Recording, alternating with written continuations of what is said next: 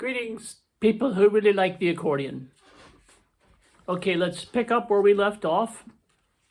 I was trying to explain how I tried to correlate the amplified circle of fifths with the 120 bass button Stradella setup.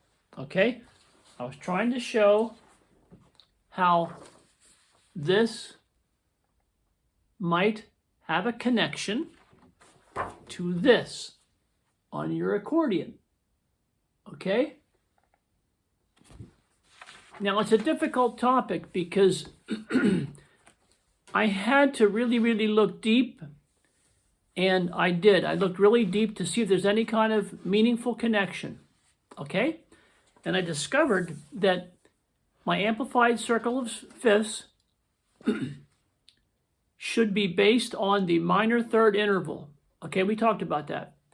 But the Stradella bass, the bass rank, you would call it a row, and the counter bass rank generally form major third intervals. Okay, so that could be a conflict. And I thought, well, how do we remedy that conflict? How do we create a window such that we can look inside the circle of fifths and see if there's anything in there inherently in its design that will give us some clues and hints about the Stradella bass, okay?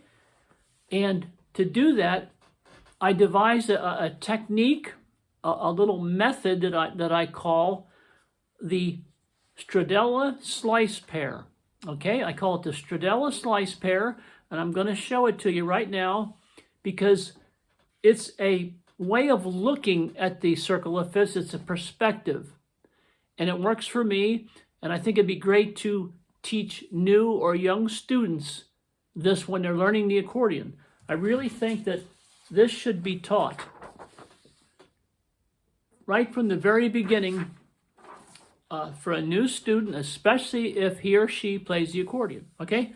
Now, I took the amplified circle of fifths, all right, and I developed a little device, a little technique. Now, you know from previous videos that your main slice that you're working with, which generally, not always, but generally includes your tonal center. I put little stars there, okay? Let's say C is our tonal center, and this is your subject slice. I talked about that repeatedly. So here's your subject slice. Now, I devised what I call, or I just named it, the forward slice, okay?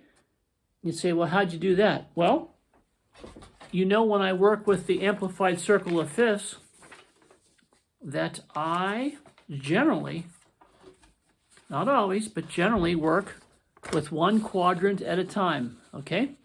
One quadrant at a time, and that includes 3 slices. It's made up with 3 slices, okay? Now, since our circle of fifths goes in this direction, see circle of fifths, your interval of a fifth. If you go this way, you'd have a circle of fourths. The point is, we're kind of moving this way, so you would call this the forward slice. All right? Now, you have your subject slice and your forward slice, and you see something. If you look closely, you'll see that there's 3 other slices in the orange here, 3 slices that are nothing more than inversions of the forward slice. They're inversions. So I call them sister slices. So like if you had a sister, she wouldn't look exactly like you and be exactly like you, but she'd be pretty close. So here's your sister slices. They are the slices that are inversions of the forward slice. Now for this exercise, this device tool that will allow us to peek into the Stradella bass, we look at these 2 slices, the subject and the forward, okay? Now that's cluttered. So what we do is we clean it up a little bit. We isolate them. We cleaned them up. We isolated them. Now you see only 2, the subject slice and your forward slice. And we have the Stradella Slice Pair. Let's call it number 1, all right? We're looking at it. And what do we discover? we ask, what does this have to do with the Stradella bass? What is the connection? So we get our bass chart and we fill in the tones that we just saw, okay? We take these tones here and we place them where they belong on the Stradella bass, and we see the placement. All right, we see the placement. Now, I didn't write in the chord tones because it's not necessary for this demonstration. We see right away that there's a flow, a direction that we talked about earlier, a direction, a flow of minor third intervals. It's clearly in the bass row and the counterbass row, it's clearly visible. There's an underlying theme that we can find if we look and we apply this device. There's a theme. So your tonal center would be C, and in this case, this first Stradella Slice Pair includes all of the tones necessary to complete all these files in green. Now, I didn't write them in, but all of the tones in your Stradella Slice Pair number 1 are sufficient to fill in all these files, all 4 files, all right? And you also see that there's a direction of flow now. Just like I showed you on those accordion charts. We're discovering something. We're finding something that I'm sure no one else has ever seen. So we say, well, you just got lucky. It's not going to work. I say, no, let's do this. Let's take our subject slice and our rearward slice. Okay, you see the arrows?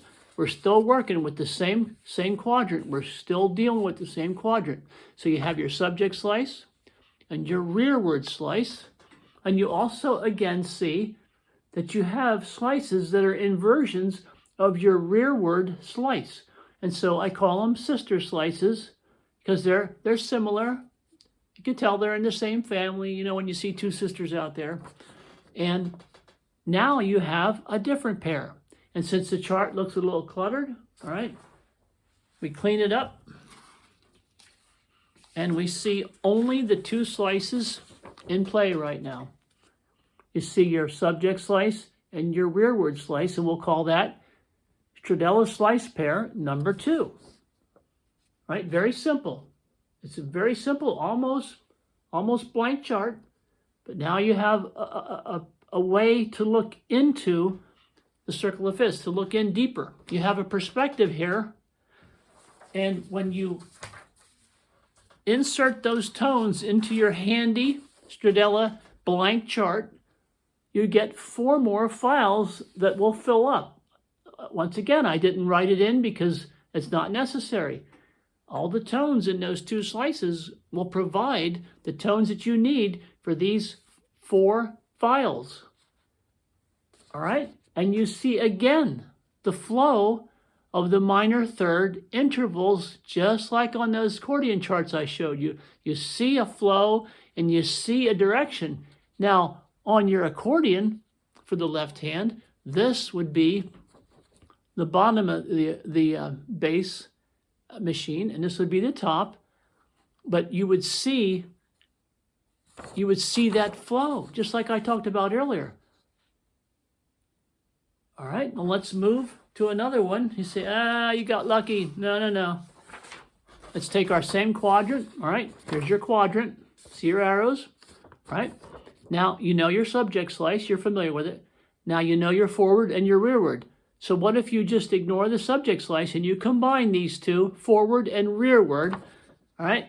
Oh, and you also see your sister slices here again. You'll see inversions of this slice here. And I call them sister slices, but the same thing. They're nothing more than inversions, these 3. All right, so you combine these 2. We're not using the subject slice. We get our handy chart.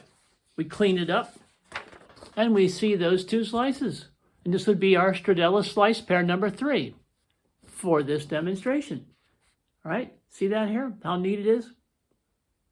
And you take those tones, and you take your handy blank Stradella chart, fill them in, and you get 4 more files. And once again, you have your minor third interval featured. It's a strong, strong feature. And then if you take the other slice pairs and put those tones in, you will have a nice, complete selection. And all of those tones would have been derived. All the tones you need for all the buttons on your Stradella bass neatly and precisely come from that quadrant that we were working with. That's hard to do this. I can't figure out how to do this. They would come from that very same quadrant that we have chosen. All the tones you need to fill out the files neatly would come from that quadrant. And when you use Stradella Slice Pairs, you clearly see the flow of the minor thirds, the directional thing that's critical, and that's your connection. That's a beautiful thing, and there's more to it yet. I'll go into the next video, so this one's not too long, and then we'll look a little bit deeper into it and see if you think it's useful and worthy. I think it's something that no one else has ever noticed. I'm pretty sure. So thank you for being patient, and we hope to see you soon. Good night.